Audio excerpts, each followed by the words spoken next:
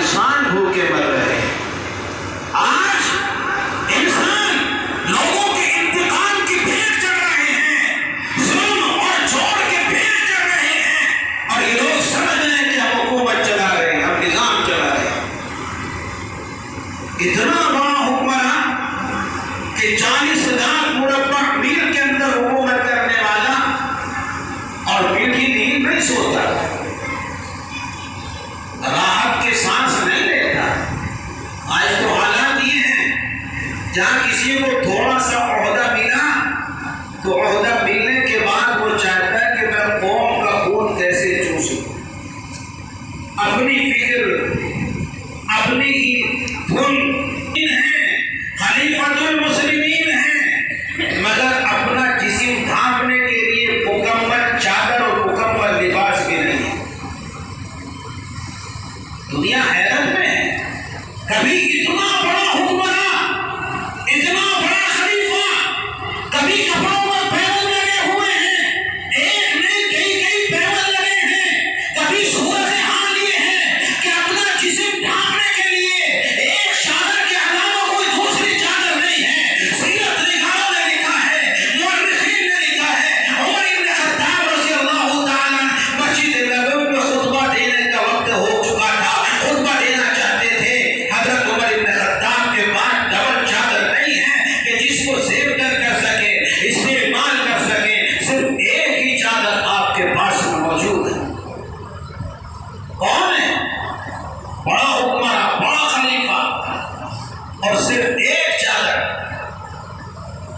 عمر بن خطاب کے بیٹے نے کہا، ابا جان، قوم آپ کا انتظار کر رہی ہے، خطبہ دینے کا وقت ہو چکا ہے، آپ میری چادر لیجیے، اس کو زیب کر دیجیے اور جا کر کے قوم کے سامنے خطبہ پیش کیجیے۔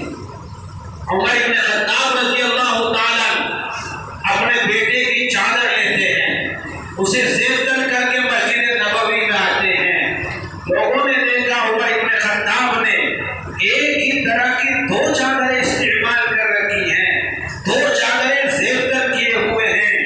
مجمع میں سے ایک شخص کھڑا ہوا اور کہنے لگا، عمر، خطبہ بعد میں دینا، تقریر بعد میں کرنا، پہلے یہ بتلائیے فلاں جگہ سے مال غنیمت میں چادریں ملی تھی، سب کے حصے میں ایک چادر آئی تھی، یہ ڈبل چادر آپ پہ کہاں سے آئی؟ اس کا حساب دیجیے، بعد میں خطبہ پیش کرنا۔ کون؟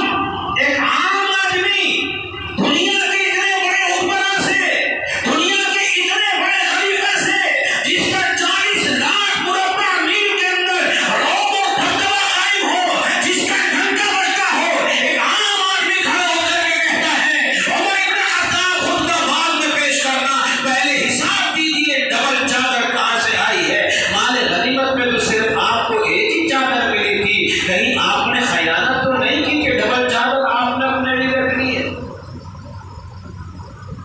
عمر بن خطاب رضی اللہ تعالیٰ اتنے بڑے بادشاہ، اگر کسی چھوٹے سے نیتا سے کوئی سوال کر لے تو موت آ جاتی ہے، مگر اس کا چہرہ، اس کے جملے دماغ سے ہٹتے نہیں ہیں، اور جب موقع ملتا ہے انتقامی بھیٹ پر اسے چڑھایا جاتا ہے، لیکن نہ کوئی غصہ، نہ کوئی ناراضگی، نہ کوئی خفگی، نہ چہرے پر کوئی شکن، کچھ نہیں۔